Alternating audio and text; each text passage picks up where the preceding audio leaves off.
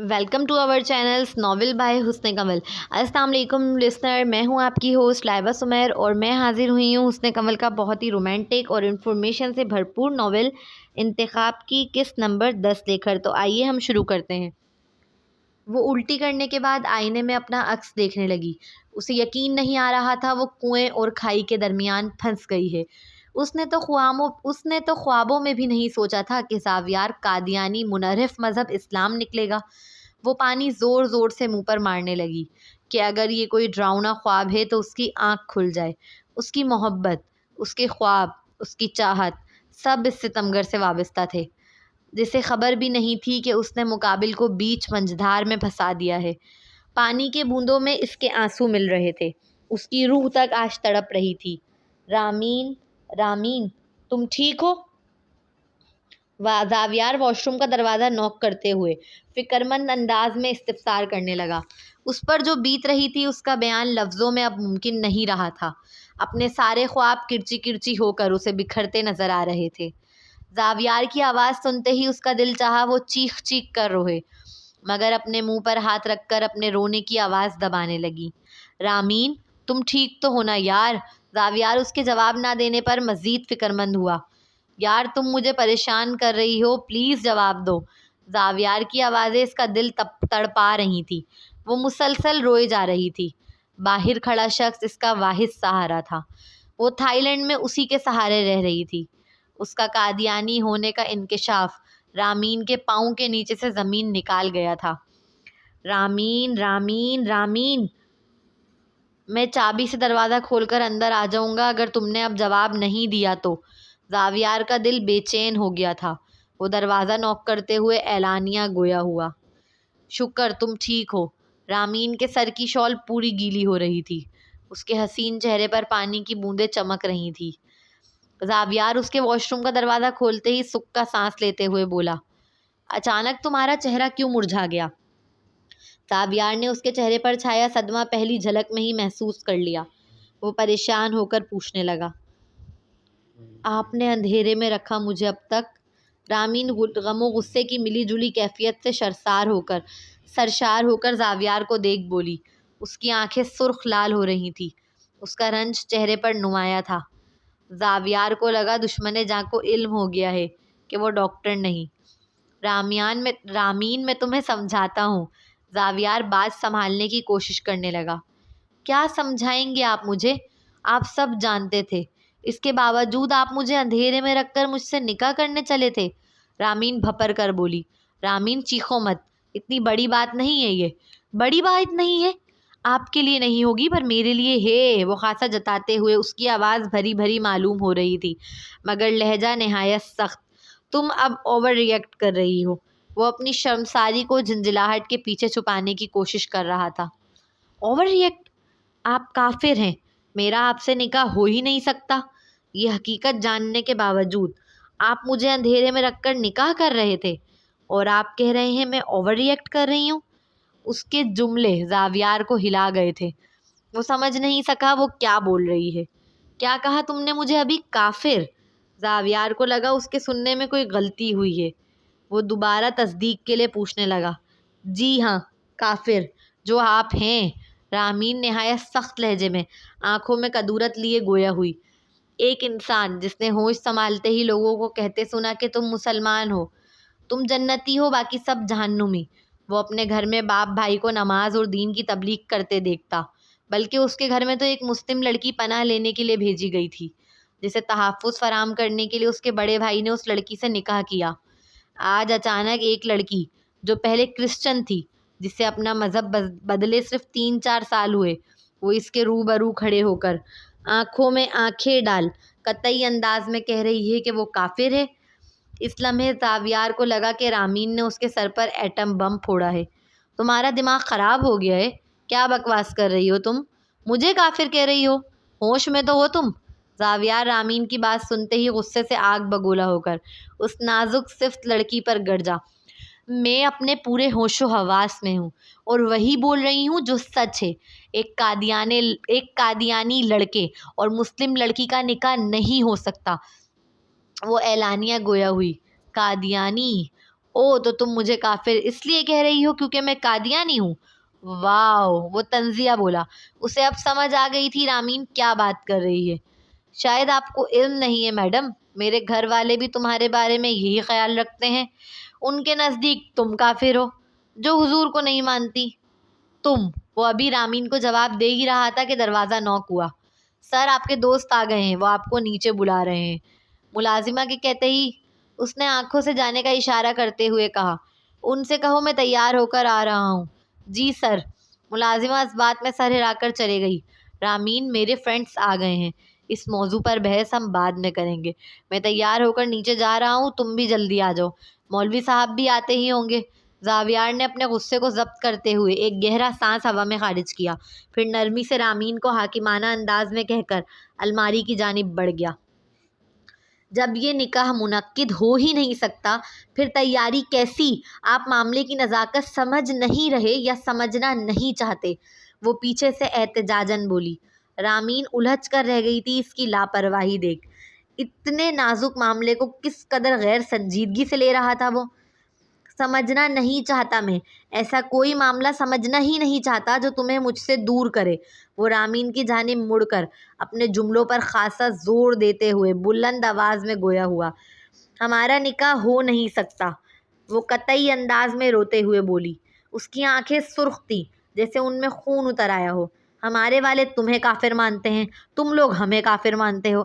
اصل میں حق پر کون ہے یہ تو خدا ہی جانتا ہے، اس لیے میں ان ساری باتوں کو ہمارے درمیان نہیں لانا چاہتا۔ وہ ابھی رامین کو اپنا پوائنٹ آف ویو سمجھانے کی کوشش کر ہی رہا تھا کہ رامین اس کی بات کاٹتے ہوئے بولی۔ ہم حق پر ہیں، ہمارے پاس دلائل ہیں، آپ کے پاس کیا دلیل ہے؟ مجھے ایسی کوئی دلیل دیں جس سے میں رد نہ کر سکوں۔ رامین دو ٹوک انداز میں آنکھوں میں آنکھیں ڈال دلائل کی روشنی میں بات کرنے لگی۔ دلائل سے بات کرنا علم والوں کا خاصہ ہے۔ زاویار ایک عیاش اور پلے بوائے ٹائپ لڑکا تھا، دین سے اس کا دور دور تک کوئی واسطہ نہیں تھا۔ ویسے تو قادیانی مذہب اپنے ماننے والوں کو جکڑ کر رکھتا ہے، مگر زاویار ان میں کھلے پنچھی کی مانند تھا، جس کے پر چاہ کر بھی دارم صاحب یا حدید کاٹ نہیں سکے تھے۔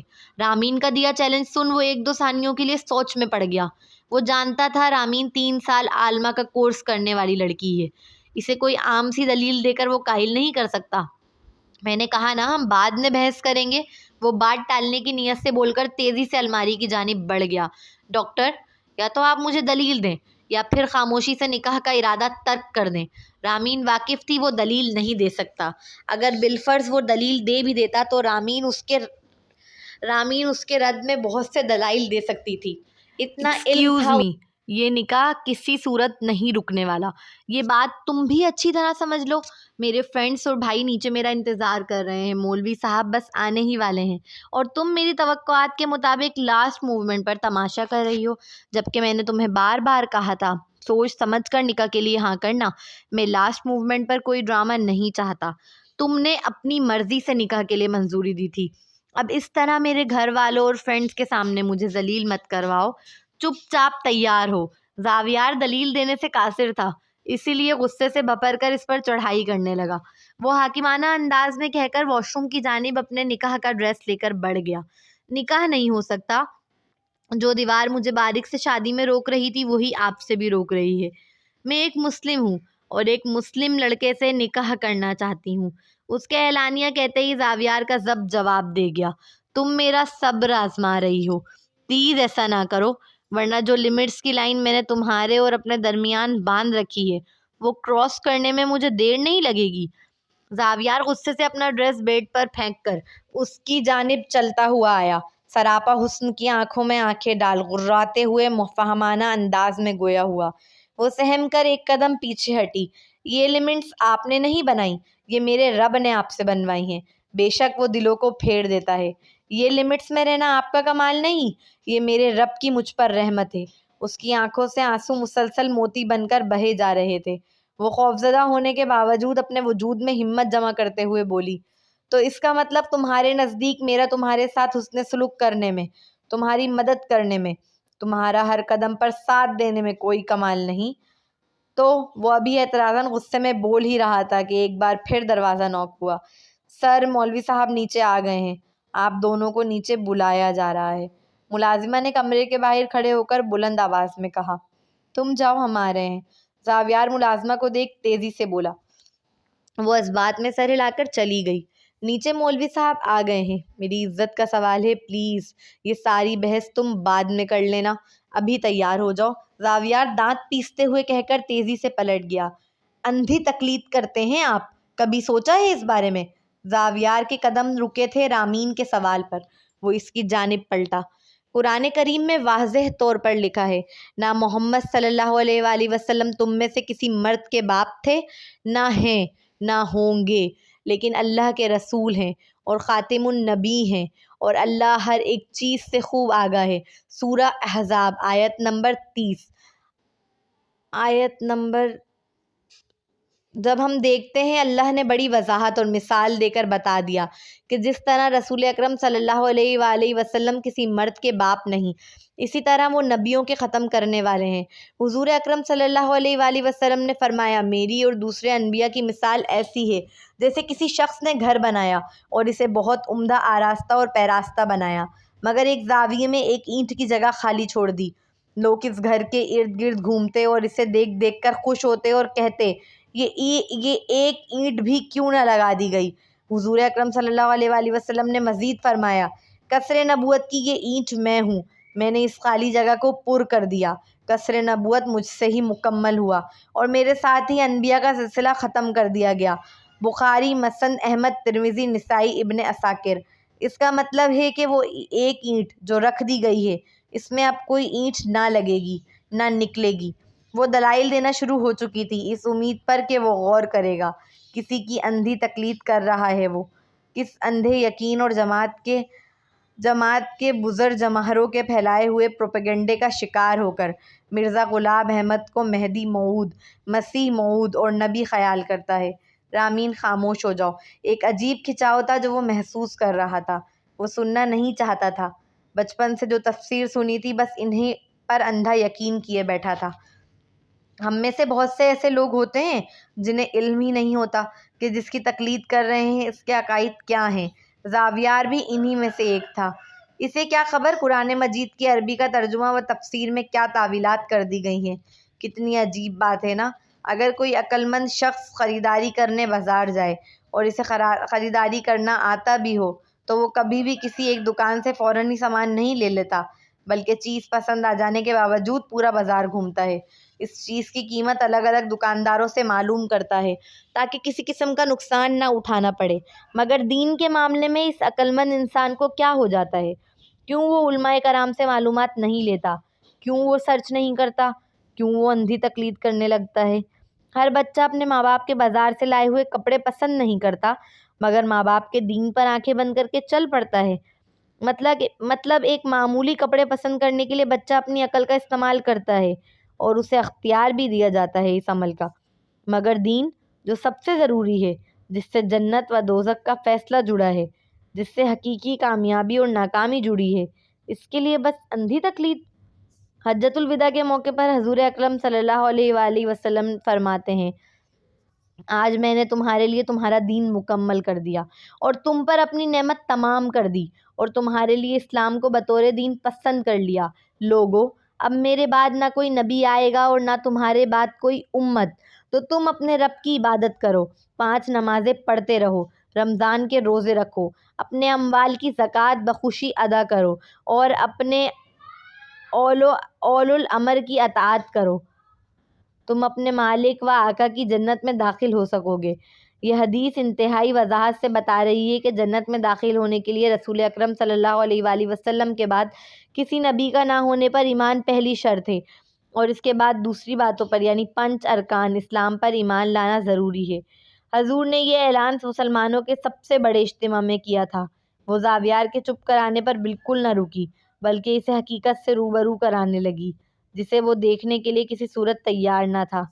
اس کی آنکھوں سے آنسو موتی بن بن کر کارپیٹ پر گر رہے تھے۔ اس کی زبان میں بلا کی تاثیر تھی۔ یہ زبان کی تاثیر خدا سب کو نہیں دیتا، یہ تو نیک اعمال پر عمل پیرا ہونے والوں کو کا خاصہ ہے، ورنہ گفتار کے غازی تو بھرے پڑے ہیں دنیا میں۔ زاویار کا دل کھچاؤ کا شکار تھا، آنکھوں میں سرخی اتر آئی۔ رامین کے جملے ڈائریکٹ دل کے دروازے پر دستک دے رہے تھے۔ بس وہ ضدی بن کر دروازہ کھولنے کے لیے تیار نہ ہوا، اور ہوتا بھی کیسے؟ اتنا آسان تھوڑی ہوتا اپنے عقائد سے پھر جانا۔ ہر کوئی رامین نہیں ہوتا جو سارے رشتے ناتے دوست احباب چھوڑ کر، سارے وسوسوں اور وہموں کو پس پش ڈال کر نماز کے سجدے میں گر جائے اور خدا سے ہدایت مانگے۔ میری حضور کی سیرت پڑھی ہے کبھی؟ یہ چھوڑیں، کبھی مرزا احمد قادیانی کی سیرت کے متعلق جاننے کی کوشش کی ہے؟ اپنے باپ کی پینشن لے کر بھاگ جانے والا، عورتوں سے اپنے ہاتھ پاؤں دبوانے والا، گالیاں بکنے والا، نبیوں کی شان میں گستاخی کرنے والا، خصوصاً حضرت عیسیٰ علیہ السلام کی اور مریم علیہ السلام کی۔ ایسا شخص ایک نبی ہو سکتا ہے؟ کبھی ان کی سیرت کا مطالعہ غیر جانبدار ہو کر کریں تو آپ کو مرزا صاحب کے دعوے جات نہ صرف تضادات کا شاہکار نظر آئیں گے بلکہ نبیوں کی گستاخیوں سے بھرے ہوئے دکھائی دیں گے۔ ہو سکتا ہے اس کے بعد آپ کی آنکھوں پر بندھی ہوئی اندھی تقلید کی پٹی اتر جائے۔ آپ کو علم بھی ہے قادیانیوں کی تقریباً 80 سے زائد کتابیں ہیں۔ آپ انہیں پڑھیں تو آپ کو خبر ہو کہ آپ کے مرزا صاحب خدا کے کلام کے متعلق کیا کہتے ہیں۔ انجام حتم صفحہ نمبر میں لکھتا ہے، قرآن کریم میں گندی گالیاں بھری ہیں اور قرآن کریم سخت زبان کے طریق کو استعمال کر رہا ہے، معاذ اللہ۔ اور اپنی براہین احمدیہ کی نسبت ازالہ صفحہ نمبر میں لکھتا ہے، براہین احمدیہ خدا کا کلام ہے۔ قرآن کریم جو مکمل ضابطہ حیات ہے، جو خدا کا کلام ہے، اس کے لیے کس طرح کے توہین آمیز الفاظ استعمال کر رہا ہے یہ شخص؟ کیا ایسا شخص نبی ہو سکتا ہے؟ وہ زاویار کی روح تک جھنجھوڑ رہی تھی۔ وہ لاجواب تھا ہر سوال پر۔ وہ پہلی بار سوچنے پر مجبور ہوا تھا، کیا وہ واقعی اندھی تقلید کرنے والوں میں سے ہے؟ زاویار کا سیل رنگ ہونے لگا۔ سیل جیب سے نکالا تو اس کی اسکرین پر حدید برو لکھا ہوا چمک رہا تھا۔ رامین، اس وقت مجھے کچھ سمجھ نہیں آ رہا۔ ہم آرام سے بیٹھ کر بات کریں گے اس ٹاپک پر، ابھی نیچے چلو۔ میرے فرینڈس اور فیملی، میرے گھر کے علاوہ تمہارے پاس کوئی پناہ گاہ ہے جہاں تم جا سکو؟ زاویار حدید کی کال پر رامین کو دیکھ نرمی سے سمجھانے لگا۔ اس لمحے زاویار کو صرف اپنی عزت کی پڑی تھی۔ رامین، تیار ہو کر نیچے آ جاؤ، مزید کوئی بحث کیے بغیر۔ زاویار اپنا ڈریس اٹھا کر واش روم کی جانب بڑھ گیا۔ رامین کی آنکھوں کے آگے اندھیرا چھا گیا تھا، ایسا اندھیرا جس کے آگے کوئی راہ دکھائی نہیں دے رہی تھی۔ اس کا دل ہر گزرتے لمحے کے ساتھ بند ہوتا محسوس ہو رہا تھا۔ وہ بیڈ پر بیٹھ کر پھوٹ پھوٹ کر رونے لگی۔ اچانک روتے روتے اپنے نکاح کے ڈریس پر نظر گئی، جسے دیکھتے ہی دل شدت کرب سے پھٹنے لگا۔ ہائے، کتنے خواب سجائے تھے اس کی آنکھوں نے، ہر خواب ہی جیسے کرچی کرچی ہو کر بکھر گیا تھا۔ ماں باپ، دوست، گھر، آسائشوں سے بھری زندگی، سب اس نے دین کی خاطر چھوڑ دیا تھا۔ ایک پناہ گاہ تھی، ایک امید تھی، زاویار، اس کی سچی انس، جس سے 16 سال کی ننھی سی عمر میں دل میں جگہ دی تھی، جسے اپنا فیوچر ہسبینڈ کہتے ہوئے چھینپ جایا کرتی تھی، آج وہ بھی مخالف سمت کھڑا نظر آ رہا تھا۔ آنکھیں جھرجھر موتی برسا رہی تھیں، ہونٹ کپ کپ آنے لگے، پورا وجود لرز رہا تھا۔ جانتے بوجھتے کھائی کا انتخاب نہیں کر سکتی تھی وہ۔ زاویار اپنے نکاح کے ڈریس میں اس کے سامنے آ کر کھڑا ہوا۔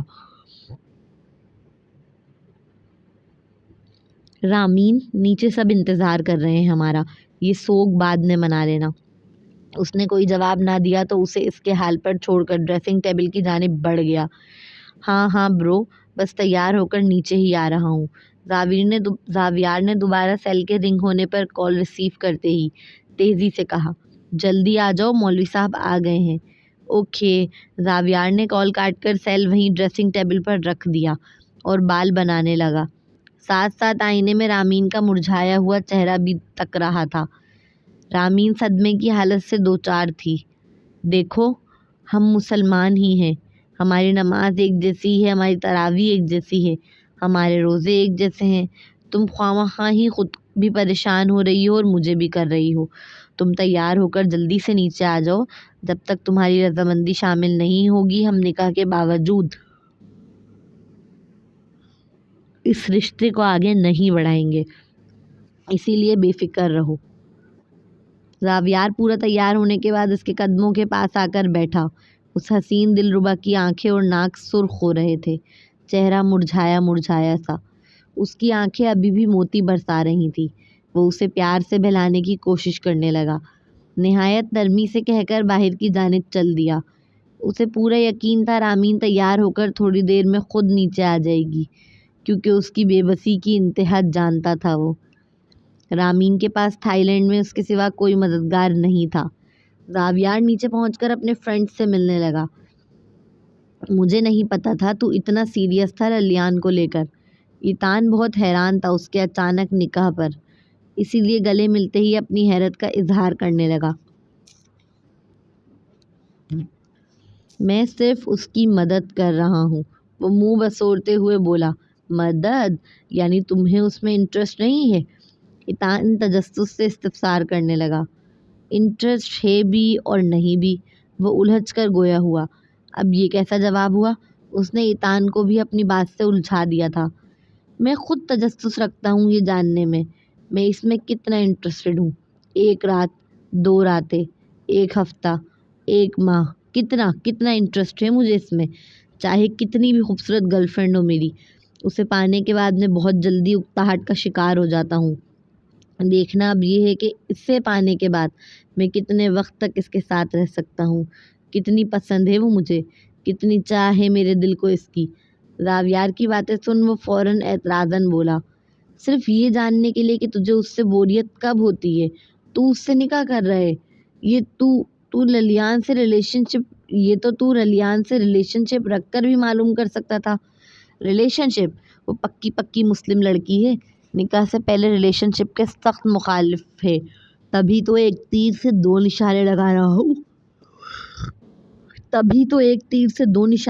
رہا ہوں۔ اس کی مدد بھی ہو جائے گی اور مجھے بھی پتہ چل جائے گا کہ میں کتنا انٹرسٹڈ ہوں اس میں۔ اگر 1-2 دن میں ہی تو بور ہو گیا تو پھر کیا کرے گا؟ ایتان کے سوال پر وہ سوچ میں پڑ گیا۔ میں نے کبھی نہیں سوچا یہ، وہ سنجیدگی سے گویا ہوا۔ زبردست، مطلب کمال ہے آپ زاویار سر، آپ اپنی زندگی کا اتنا اہم فیصلہ صرف یہ جاننے کے لیے کر رہے ہیں کہ اس لڑکی سے آپ کتنے دنوں میں بور ہوں گے۔ اف، وہ طنزیہ نفی میں گردن جھٹکتے ہوئے بولا۔ وہ اس لمحے ایتان کے سامنے کھلی کتاب کی مانند تھا، بس کتاب فارسی کی تھی اور بیچارہ ایتان انگریز ٹھہرا۔ زاویار جواباً فقط مسکرا دیا۔